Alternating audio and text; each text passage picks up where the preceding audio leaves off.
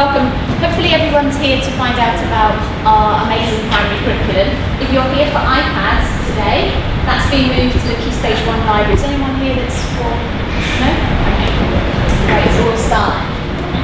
Okay, we've just come back from London. I'm not sure if you've already heard of this, but we came back from London because we were recently shortlisted as British International School of the Year for our curriculum changes that we've made over the last 2 or 3 years.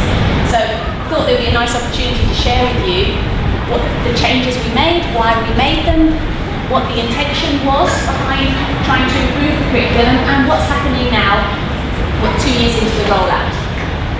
So at the awards, when we were there last week, the judge stood up and he described Alice Smith as having an innovative research-based curriculum, and that it truly puts students at the centre of everything it does. So that was why the judge shortlisted us as one of the 4 shortlisted schools across the world, internationally. Hello. Come in. So this was just last week. We're quite proud, and it's quite a big deal that we've come this far. So we'd like to tell you a little bit more about what makes our curriculum different to all the other international schools and British international schools around the world. So the first thing that stands out is that our curriculum is exceptionally child-centred. It's based around our children. We put how they think, how they feel at the centre of everything we do. It's actually our whole school curriculum picture. It's at the centre of that. It's the attributes we want them to be, we want them to have, we want them to feel first. So if we're developing a culture where they are good problem solvers, they are happy and healthy, they are good communicators, they are respectful, they are community-minded, if we're building that sort of culture in everything we do, that will help them learn everything else that they need to learn. So we put that at the core of our whole school model, and that's really important for us. The primary curriculum is also built around strong research of brain-based and child development. So brain-based research and child development. We look at the differences of different children when they need to learn different things. And every child is different. So you will notice that some children get their teeth when they're 4, other children don't get their teeth till 7. And that's the same with how children think and learn. And there's actually a lot of research into that what happens physically to a child is in a certain order to what happens in their brain. So when the child does get their teeth, it has a knock-on effect to what hormones are released in the body, and then the brain does something different after that. So reading is known to come after when the children's teeth come through. So if that's happening at different times, learning to read is happening at different times. And that's the body's way of knowing, is the child ready for this yet? And we have to spend a lot of our time looking at child research, looking at child development research, and being sure that what we're doing is actually at the right time for that specific child. And that makes our curriculum different. To be able to do that, and to be able to do that well as a professional, you need flexibility in the curriculum. So many schools tell you what to teach and when to teach it as a professional. We need to take those reins away a little bit from our professional teachers, who are the best in the world. We handpick them. We spend a long time looking for the right teachers that have already got minimum 4 years teaching experience. We're looking for child development backgrounds, we're looking for specialists in their particular area. So we're not expecting any old teacher to be able to do this. We are looking for exceptional teachers to run an exceptional curriculum. So it really is asking a lot to give the teachers that sort of autonomy to make the decisions they need for each child. If you look at year 1, for example, we've got children in that class who have just turned 5, and then children who will be 6 the next day. That's a whole year. It's more than a fifth of their life that we need to take account for. We need to be able to be flexible for the learners in that class while they're learning, and that's what we've done with our curriculum. We don't want our children just to think their job is to learn. We want them to be able to think and to feel as well at the same time, not just take information and walk around learning it. They need to be thinking about it, they need to be questioning, they need to be saying, I don't like this and I like that, and we need them to be humans, little people, not just robotic learners. So for them to go on happy, that's where we came up with this big model. You can see in the centre there, it's the why in the heart of our curriculum is for the children to become happy and healthy adults, but also while they're learning, we also want them to be happy and healthy, so that they are already, they're not preparing to be something, they are already something very important. So we want them to have that opportunity and those experiences now. And then we created the opportunity to develop that around the outside. That's through challenge. Can you switch off the light? Sure. This, just outside the wall, on the wall here, we have a copy of this, bigger version. Oh, okay, that's fine. So that you can see that, you can't see that clearly up here. So you can read that afterwards. And that, on the very outside there, you'll see we've got everything we do, that's the subjects. So that is the last thing that will come if everything else is in place for those children. They have the assessment strategies they need to be able to self-assess, peer assess, for the teachers to know there's progress. If all of that's in place, then they can learn the skills of the subject, and that's the easiest part. If the child has the right disposition and the right attitudes and attributes, we can more easily teach the skills they need. So, when we went further, we looked at, well, how do we make sure this happens for our children? How do we make sure learning is special? So, recently, over the last 2 years, you would notice more of a cross-curricular shift, which means we're not isolating subjects so much anymore. You're not having history once a week in a blocked time. Now, it's more purposeful and authentic. So there's things in life don't happen on their own. You rarely just look at history, science, English. You write for a purpose. You find out something for a purpose, and all the other subjects overlap. So we've changed it so that there's a meaningful goal at the end, and the children choose the skills or work on the skills they need to work on to meet that goal. So this is where we've talked about making those links with the real world. And in the real world, everything's mixed together. And if the children can't see those connections, we're wasting their time. They need to be able to build on things that they've done before, perhaps in a different subject area, but it's the same skill.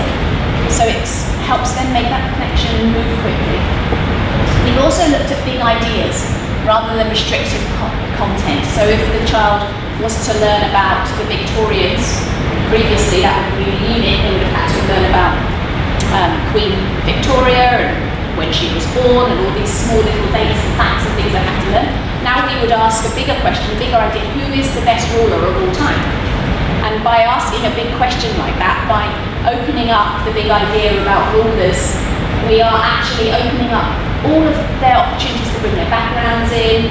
They can research, they can debate, they can argue what is a ruler, why have rulers, how do they change the world. It's so much more thinking and feeling goes on than it does if you're just finding out about Queen Victoria because you've been told to. It's not relevant, they can't make the links there, they keep that so separate.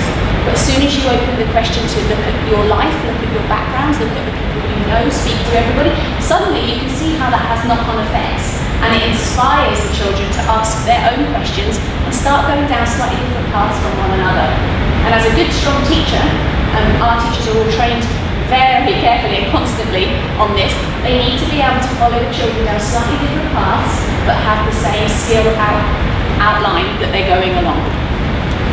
So there, we do ask children questions regularly. We do want to know what they're interested in. We do watch them play. You'll see there's a lot more opportunities for children to play. It's an amazing time if you watch your own children. It's amazing what they're saying and what they're doing and what their misconceptions are in their play. So that's the deepest, or Einstein says it's the highest form of research, playing. We're trying out things, we're testing things, and we then learn from our children what they need to learn next, what they want to learn next. Okay, our curriculum, you would have heard of this goal-focused backwards design.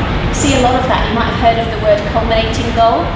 You've seen that in some of the classrooms. We talk about a culminating goal. It's knowing what you're going to do by the end of a unit first. So we might tell the children you're going to, in year 4, you're going to put on a documentary for your parents about some particular wildlife topic.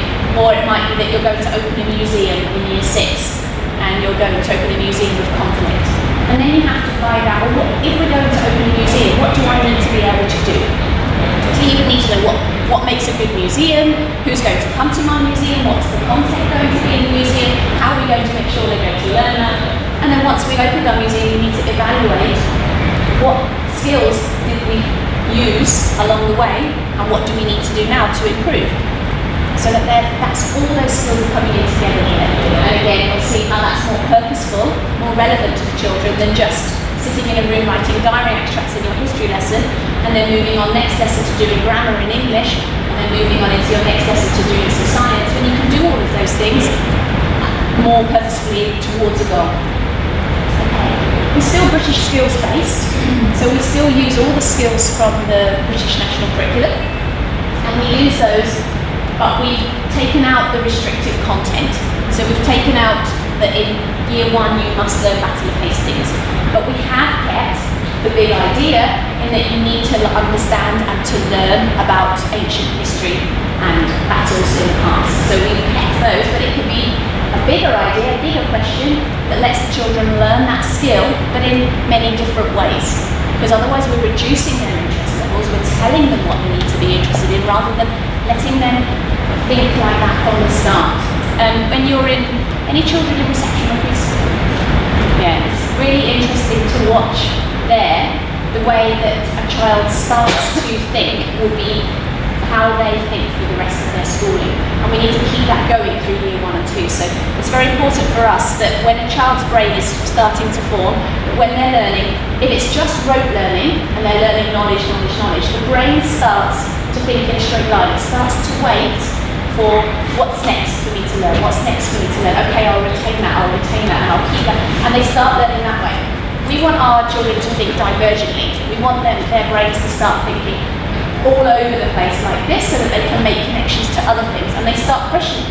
But if I do it this way, what will happen then? If I do it that way, what will happen then? I want to find out about this and this at the same time. Are they related? So then the child's brain can start thinking creatively. And there's a difference between a learner that learns rote and a creative thinker. So if you wanted the children to think at the higher order level of being able to compare, analyse, and create, you need to have divergent thinkers. And it starts in the early years. So schools where there's too much sit down, worksheet, follow me, don't think for yourself, just wait for me to tell you what to do, can stop divergent thinking, and increases when they get older that they're less likely to question you, they're less likely to be able to think outside that box. So we need to get it right from the younger years. So we spend a lot of time watching children playing to make sure we are allowing them to solve problems and find problems for themselves that they want to solve. And that's real life, that's real learning. We just need to come in then as experts to challenge, to take that further, to ask some good questions, to provide the right resources and keep that child on that track of exploration, creative thinking. So that's what we do with our skills. We make sure that the skills that we're using develop from preschool, and we have a skills map, every single skill. It goes all the way from preschool up into Key Stage 3. And we work with Key Stage 3 teachers to make sure that there is progression from preschool all the way through to Key Stage 3 with the skill list. So we've worked on that, and that helps us track next steps and help for planning and see where our children are at, where they could go next. Not that they all think in a straight line like that, but it helps us as teachers to have a look.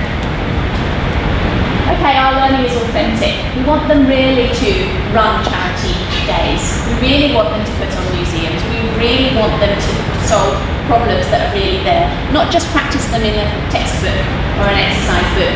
We want them to be able to do it and to apply it. So you'll see a lot of the year 1 area, the year 2 area, and we're developing it up the school, has a lot more opportunities for the children to break out and actually apply things. So sometimes you ask, can the child do it? If the child's been taught it, they've acquired learning. It's not until they've applied it in another situation that you know learning has actually taken place. Because it's when they transfer it without you being there that it's actually real learning. Because otherwise they're just repeating back to you what you said. It's not until you put them in a different context. So we try to make it authentic and have, well, here's your context, here's all the things you need to learn, now you show me in that context on your own that you can apply all these little things that you've learned along the way that are supposed to help you there. And then the children can reflect back on that, well, it's because I didn't really understand that. I thought I did in the lesson, but when I tried to apply it, I didn't have all the pieces I needed. And the teacher will be able to reflect on that as well. So we do it for real. We actually get them out there and about, so they actually are putting on real events. They are running their own production. They are making their own videos. They're doing it for real. It's not just writing it down in a test and answering questions correctly. It's also fun. we want to do it and we keep going. Behaviour's so good and everything else happens and comes along with that, so we're learning can be at a higher level. Extremely able children. We're very lucky at Alison. I think part of that is because they come in already very culturally aware, already speaking many languages, and if they don't speak languages, they know that lots of people do speak many languages. They're already asking really big questions because they've travelled the world. And that's the type of children we have when they come in. We need that to carry on all the way through our school. And by exciting them and motivating them with real challenges, they get really excited and they move on. Okay, so we want our curriculum to be broad, balanced and flexible. We have a range of subjects. We don't keep the teachers restricted by what they have to teach. So that does allow us to open up. And if you need something, then the teacher comes and sees me, and then I go and get them the resources they need. I go and find them and source them and buy them to suit the children that are in that class. So we're very flexible with how we use our lessons because we can be. We have a bow tied loose around what you must teach, when you must teach it. We just have clear skills that need to be taught throughout the school. And we track those very carefully. We do a lot of assessment for learning. So there's a lot of assessment in the classroom through applying, that I talked about before, and the opportunities for the children to tell you things. So instead of restrictive small rules, we expect big rules from our teachers. We ask them to, how do you know your children are doing what they should do? There's a little bit of quote there from Einstein. He's amazing. Just that we need to be careful that we're not teaching the children the small things without making sure that they're exposed to everything, which is the idea behind our curriculum. Okay, so do you have any questions? I'm just open. Thanks.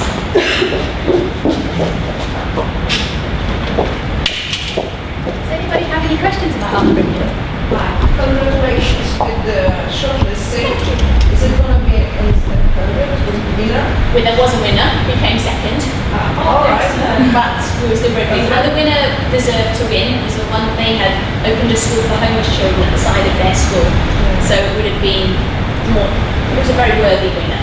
So all the homeless children in Jakarta coming in and go to that school. Yeah, very proud to be part of it. One question. How, you touched a little bit in your presentation. How is it compared to British curriculum? Is it something extra? It's enriched. So it's not totally different to the British curriculum in that the skills, the underlying skills and knowledge, procedural knowledge is there, but less declarative knowledge. We worked closely with secondary school here to make sure that the things that the children needed to learn by the time they got there, we had looked at. So any declarative knowledge, so that means any compulsory knowledge that you need to remember, we make sure that any of that has been kept. But anything that you don't have to remember, that has just been put in the British primary curriculum for no apparent reason. We can't see why that's there. We've removed that and just kept the big ideas. And I think that the reason they have it in the UK system is because they haven't got the consistency in their staff that we are able to get in a school like this. So when we know that we can track our staff very closely to make sure that they are making careful choices based on the children, that we can then make sure that that skill can go in any knowledge that suits the children.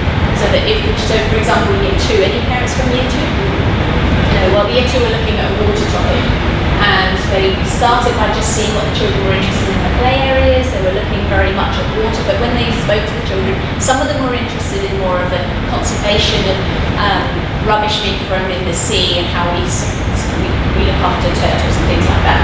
Some of them were interested in divers and how divers work and how the oxygen works, and when they started talking about it, it was submarines and things like that. So they went down a slightly different path. And then other children were more interested in marine life, and water was a common topic, I suppose, a common theme. It doesn't always happen that way, but that's how year 2 did it. And the children then had to find a goal that suited them for each class. We're doing something different from the other classes. But all of them were still looking at the skills we needed. We're going to write a book, or we're going to research a topic, and they were very carefully tracked as they went down that path. And the children were just motivated. I can choose my learning, I can go where I need to go. It's very amazing. But how do you control the children, right? it takes training, but having a goal to focus on helps. So you have to spend some time doing that. And also, I think you need to trust that children learn with and without you. So you need to make your environment as stimulating and as amazing as possible so that you can trust them that through the apparatus and the amazing resources they're playing with, they are learning skills sometimes at a higher level than when you're just teaching them 3 things for that lesson. They're actually learning 10 when they're over here. So we spend a lot of time filming them, looking back at what we've seen, discussing it with our partners. Every teacher has to have a professional dialogue, discussion with their line manager every term to say, how do you know where your children are at? What about this child? Where are they going next? What's their interests? So we do make journals, we track carefully with photos and evidence where the children are going. So it's not easy, it's a more difficult curriculum, but it's a very worthwhile curriculum. So some of the teachers we've got now coming to our school and applying, because I've just been in London interviewing last weekend in KL before that. Now we're starting our second round of interviews for teachers. They're applying because they want to be able to use this type of curriculum that follows the children.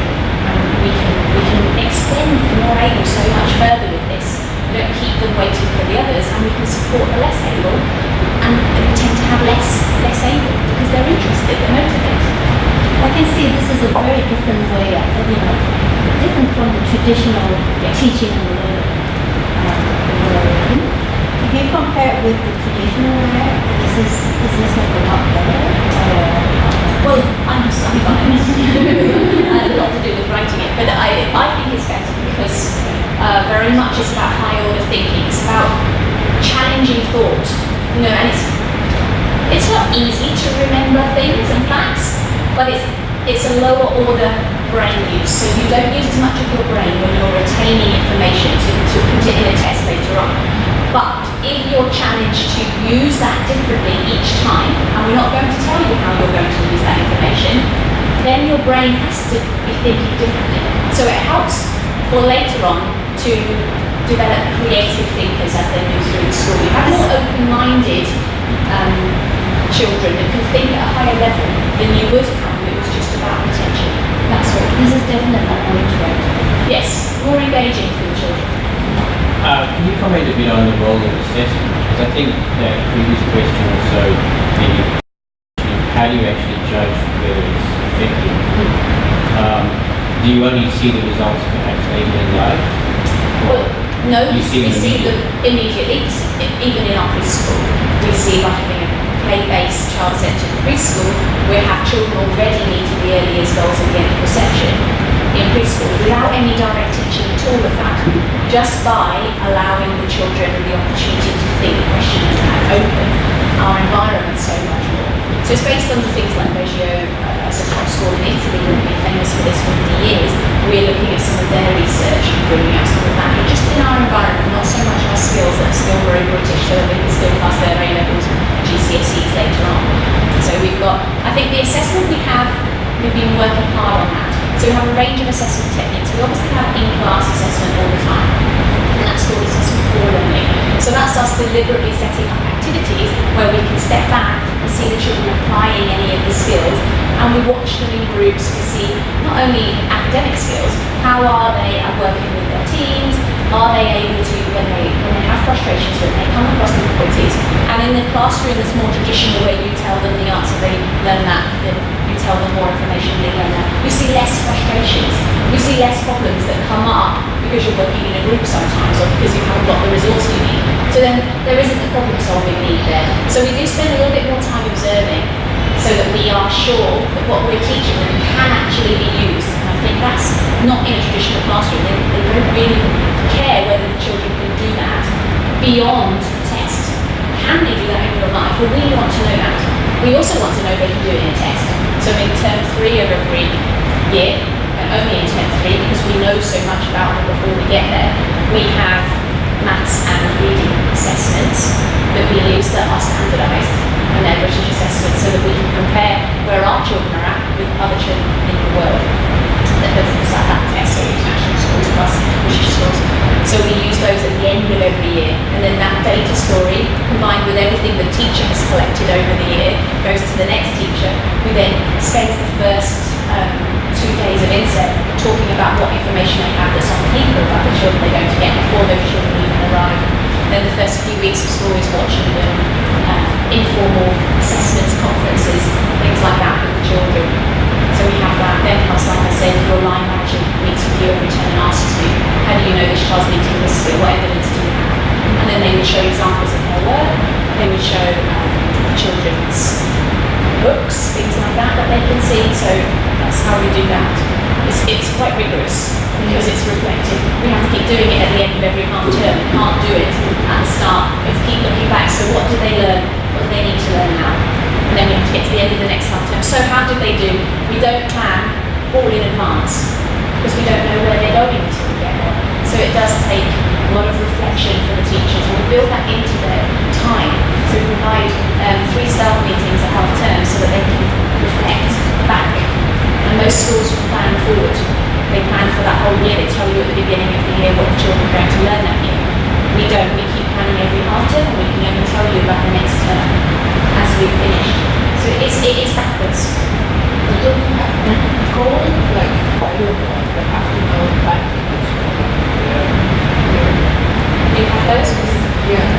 Yeah, we do have those, but we have to keep checking on them along the way. Those sorts of bigger goals, we can almost guarantee that they're going to be. Yeah. But what we don't do is we're not overly restrictive on what year group that needs to be done by.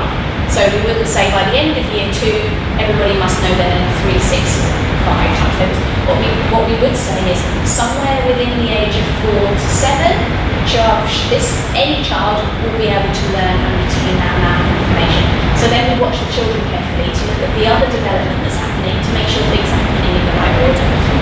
So it's not going to happen at the same time. We just need to know what is happening so that we can be aware of any intervention that's needed. And if a child then gets to 7 and they still haven't learned the tables or they're still not being completely, well then we know it wasn't just a developmental thing, we know there's something to work on. But we would have tried a number of strategies along the way to check for that. We're not just going to leave a child floundering because we've been noticing lots of other difficulties would be happening if that was developmental. If it wasn't developmental, sorry, if that was a special need. So we start early intervention from reception. We see speech and language, we see vocabulary development, we see a holistic approach in that child, how they're interacting with teachers, do they have memory difficulties. We can see that from small, for any possible reasons why a child wouldn't be reading or wouldn't be knowing their times things. Because they are low order, they are considered simple skills for people to learn compared to asking questions and solving problems that are really big problems. Sorry, just come back. How is this different from the IPs? IPCs. It's very different to IPC. I did IPC for 6 years when I worked at Garden. IPC has similarities in that it has an entry to excite them at the beginning of the unit and it has an exit at the end. So it has a party or a celebration at the end to show either what they've achieved throughout a unit or a goal of some sort at the end. But they block subjects. So they have a theme. Rather than a goal, they have a theme that goes across. So it would be water. If it was an IPC unit, they would have water across, and then they would spend their time doing water in science, water in geography, water in English, and they would split all their sections up until they'd finished everything they wanted to teach on water. Now that doesn't have any purpose or any authentic reason to learn about water. It doesn't go anywhere. The children aren't going to produce a non-fiction book by the end, or they're not going to sponsor a turtle and make an advertising campaign to try to reduce the amount of turtles that are eating plastic bags or whatever. But the idea is, if the child has a real, authentic goal that they're going to lead to, why would you block it into having to teach science, having to teach geography, having to teach art? It all needs to happen when it needs to happen to get to your goal. So the children need to make those choices with their teacher along the way that, okay, I would need, for a book to be interesting, there would need to be some illustrations. This would be an interesting one. What sort of illustrations will you be drawing? Let's talk to the art teacher. Maybe only 6 children in the class needed illustrations in their book because other children were using videos and were doing advertising campaigns. So those 6 children would then have the opportunity next lesson for the teacher to build that in for the art specialist to come down and work with those 6 while she's working with another group. programs, while we have so many specialists moving around the school to come in and support as the teacher designs each lesson one at a time. An IPC topic is given to you in a file that you buy from the IPC company, and then you deliver it to the children. It's fun, it's interesting, but it doesn't follow them or answer any of their questions. I suppose that's the big difference. We want them to be asking us questions all the time and challenging us as adults. Well, how can I make this a useful learning experience and make this relevant, but still hit all those skills that we have to hit in the IPC and in the curriculum? But this is child-led, and that's the difference between the two. IPC is adult-led, our curriculum is child-led. Sorry, it's IPC. IPC is the International Primary Curriculum. That we used to follow. And followed it. Other schools follow that. Yes. Garden used it. British School Jakarta, a number of schools using the IPC. It's a package you can buy that tries to bring in that idea of home and host country. So our community mindedness, they've done it in that way. So everybody's doing similar things. We just have different paths they go down. We designed ours to meet our children totally. It's not a package or off the shelf. I can see this is more skill-based Yes. than knowledge-based. So I can see you can produce leaders.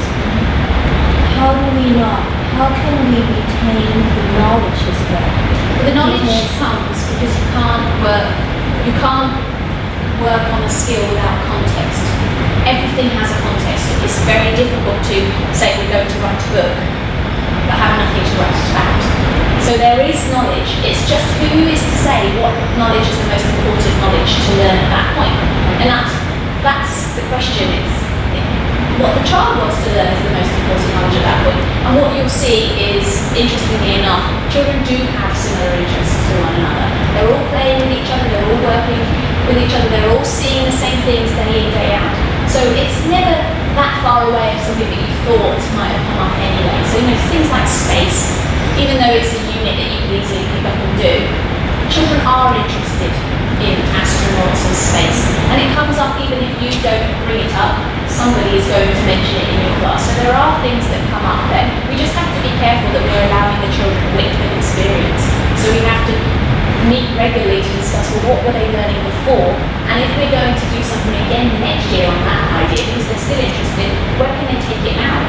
And then these children become genuine experts in something because they want to. And that's how we all chose our job and became genuine experts to develop that. Secondary have a much more knowledge-based curriculum. So by the time they get to year 7, they have syllabuses and they have to learn things for tests. So it becomes a lot more knowledge-based by then. Our job is to make sure the children can learn those and make those connections to all the opportunities they've had in primary to think outside the box. And if the brain is already divergently thinking by then, it won't change. By the time the child gets to 11, it's very rare for the brain to go back to recall retention. So they will be asking more questions at that point and challenging their teachers. So we're getting good praise back from secondary in that our children are less formulaic, what you best say.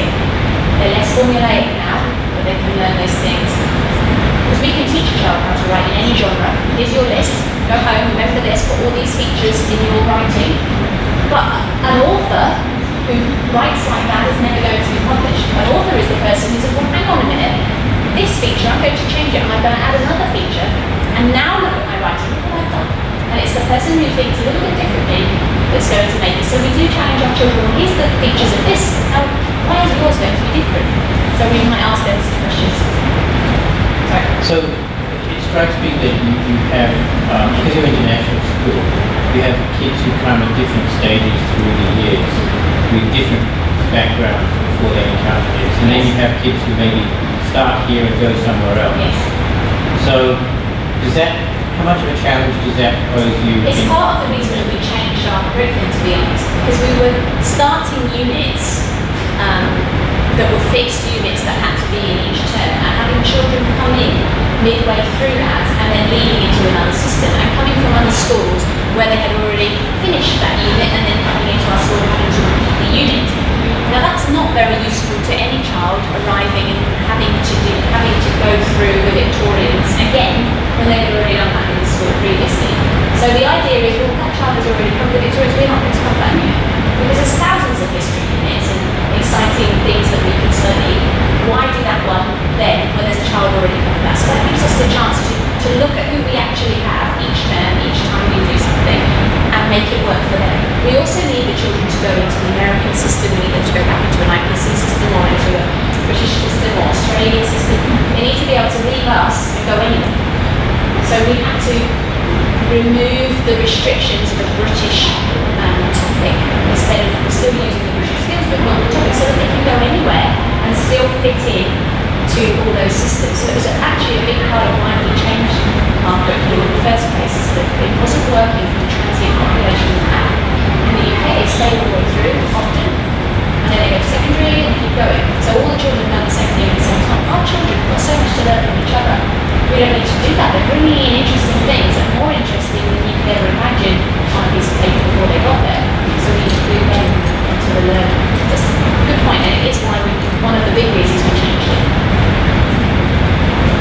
Speaking of divergent thinking, does that mean that the school has adopted some principles or elements of IB? Yes, you're right there, a little bit. So the picture there is the curriculum wheel we have here, and in the middle we've got the student attributes. That's very similar to an IB model in that they have qualities they expect from children as well as skills and knowledge. So we have taken that part of the IB across the whole school. That's a whole school model, and lots of schools have done this. And they've also considered what we want our children to be, what qualities we want in them, what attributes we want in them. So that has come from similar to an IB model. That's the only similarity between the IB model and our model, but it is a similarity there.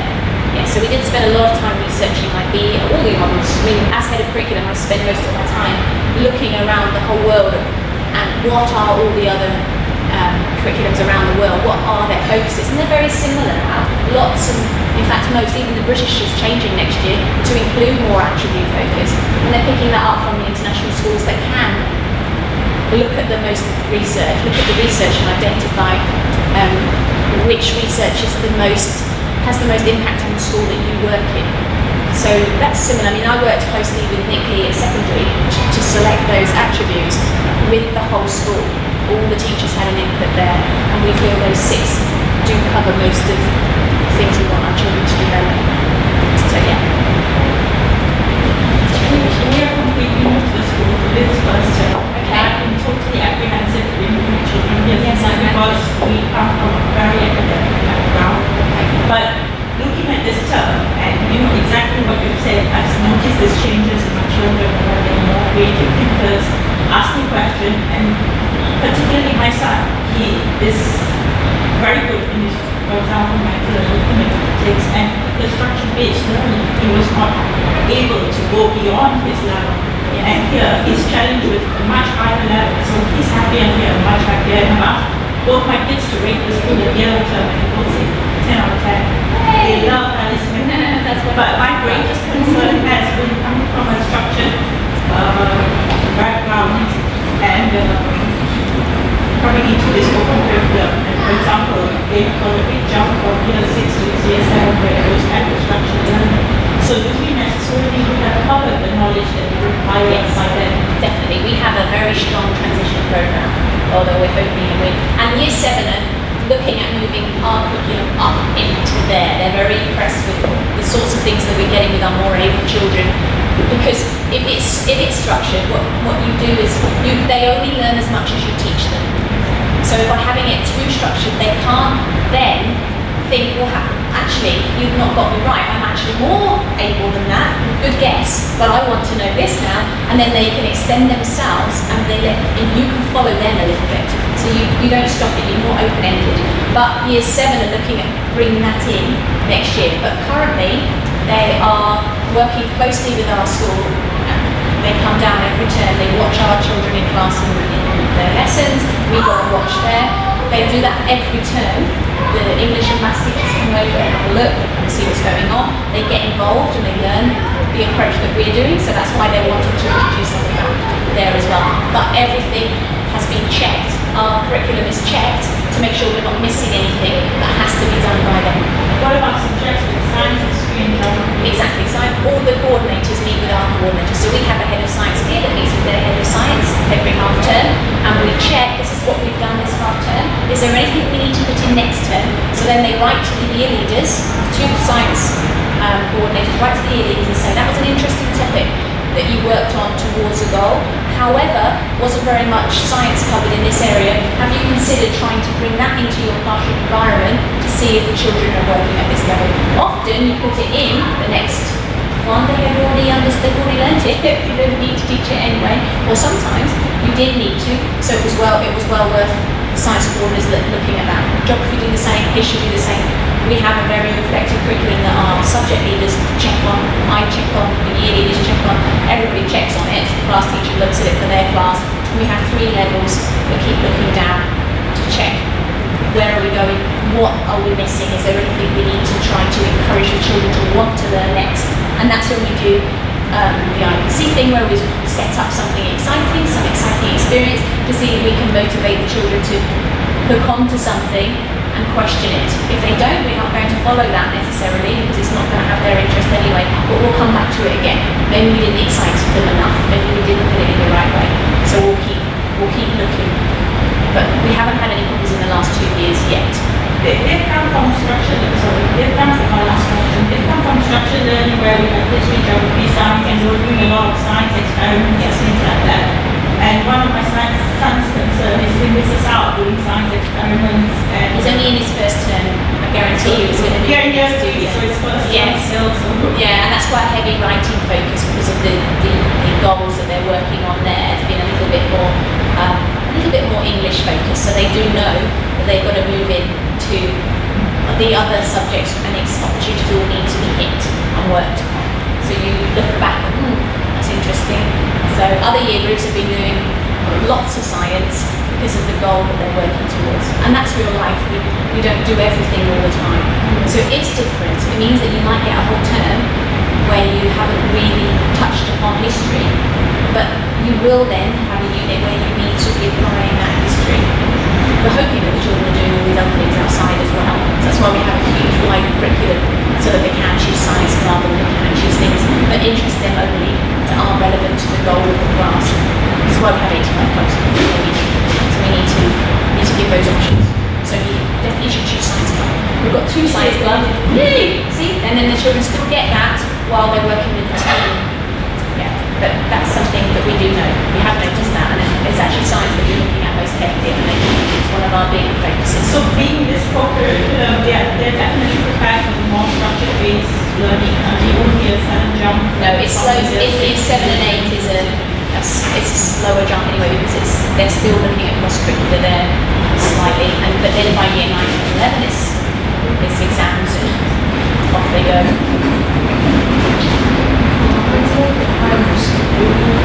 Besides the process, we have some tests. We use the same test that we use at the end of every year group that they do at the start of year 7. They do a chem test. In the beginning of year 7 they do something called Centre of Evaluation for Monitoring from Durham University. They do that at the beginning of year 7. So we do an ordinary maths and English assessment at the end of year 6. It's a real one. We don't mark it, it's externally marked. Same, every year group does that in year 5, end of year 4. So we have that at the beginning of year 3. We do the same test they do at the beginning of year 6. And that test predicts their potential. It looks at where they came in, what they're likely to get by the end of year 6. We then try to beat that and see how we did. So we look at our value added, what we had. So it gives us a way to track how we actually making any progress by using this to improve it. Then in year 7 they do the same thing. They do a test that predicts what they'll get in their GCSEs, what they do in their end of year mocks, and then you can check. That's what they were supposed to get. Or did they get that? Did they get that? That's all based on science. You know, all the children that answer this question usually get this result when they got that number of those questions right. So we're predicting this.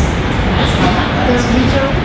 Sorry? The exam computer is reporting the time. Yes, in year 7 now. Is that 6? No. 6, well they were last year because we did SATs last year, but we've removed SATs this year. So all the results are there all the time. But they're just a mini little one that goes on your report with all the teacher level assessment and whether they can apply these skills. And the good thing about the assessments we do at the end of year 6 now is that you can't teach to them. Which just makes it so much more challenging that we can see, are the children whatever they're given, able to apply their knowledge. Because when you get tests that you have to teach to, like SAT, then the children remember them, do them in the test, and then you can't actually use them anyway. So we're using more of a public school approach, which is if you're able to come in and apply in any question, you can choose and select the right information to answer this test. However it comes to you, then you're able enough to move on to our curriculum. So we're using more of a public school UK approach for our assessments. Like the 11 plus, it's a little bit different in that you can't necessarily sit and learn what's going to happen and what's going to come up. So it means children coming from the curriculum, and we can see where they're at.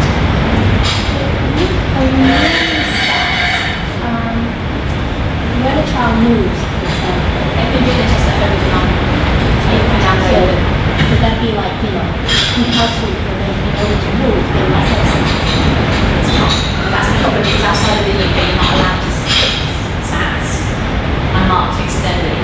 So once you've left the UK and do the test, you can download it on the internet, but we have to mark it ourselves, which means we can put anything we want to, so it's not validated when you go to another school anyway, which is why we chose the online test from GL UK, because most widely used assessment film there, even bigger than SATs now, all international, all independent schools in the UK using it. So is that the trend now? It's a trend. Moving south? Not with state schools, with international and independent sectors. State schools have to do it, they haven't got a choice. So is the award, is the award for the primary or for the whole school? The award for the curriculum, are you talking about the whole school or for the primary until the year 6? This model is for the whole school. The model, the approach of putting the learners at the centre and developing a culture where they develop those is whole school, all the way through preschool to year 13. Yes, and the award that you got, was it for the primary or was it for the whole school? Which one? The award for the award is for Oh, the award, primary. yeah, primary. That's for primary. That's for the goal focus, backward design, cross-curricular, authentic, all of those things we apply. When we were nominated, it was for the primary curriculum, including the whole school model, so that helps with that link into year 7. We did talk about that transition being important, that the culture we have goes all the way through, even if the approach to the way we teach is slightly different. So the pedagogy is slightly different, but the learning journey is the same for the children, and that step is a bit smaller and easier for them to move. And how long has it been, going on? This is the second year of the new curriculum. And is it going to, how do you see it, how is it going to Develop into secondary. Secondary are looking at the possibility of looking at a curriculum model. We've got a new vice principal of curriculum coming in next year who will be working closely with me, talking about how can we look at year 7 and 8 slightly different. But that's not going to happen very quickly. That has to have the same amount of time and research and thought that went into ours to review theirs fully. So it would have to be quite a big change in secondary in the fact that there's specialist teachers, how are they going to make that work in a cross-curricular approach? So they're still working on that. That's harder than it is to look at taking away subjects with one teacher. It's a little bit more manageable. We're bringing specialists into the classroom. When the children go everywhere, they have to rethink that. So it is a work in progress. So you would say it would take 2 years maybe? Yeah, probably 2 years. At the moment, they're looking at wider learning days and bringing curricular in that way. So they're trying it in small little days to see what happens, what learning took place, how deeply did the children think about this, what were the benefits, do those benefits outweigh split subject specialist teachers, and how they do that. So that I'd say 2 years before they're confident and ready for any changes there. And they may not make the changes if they find through their research that it's not the best for the children. Whereas we did a lot of research and we know this is the best for our children before we implement it. So different age children, also logistics. I'm not sure if this is a fair question to ask. How do you pair this with IB system? IB is secondary, so it's a difficult one to compare. So I've mentioned the similarities between our whole school model, there's attributes in IB, but EYP is the primary IB, so that looks at younger children in that same American international system. And it's not really, it's very new as well, so they haven't got much research on how well that's working themselves based on that. And there are those positives at the moment. So taking the PYP on its own, you lose a lot of that strength and rigor that you get from British skills. They haven't really got any skills at the moment, so it's a little bit hard to see how they're tracking that progress, and they can't answer that question themselves yet. They're still looking at it, they still know the benefits of moving to a more open curriculum, but they haven't been able to pin down how that works. So that's why we've designed this one with experts from all over. We've got expert advisors out from the UK as well as Australia and America to come and look at our curriculum and help us while we developed it.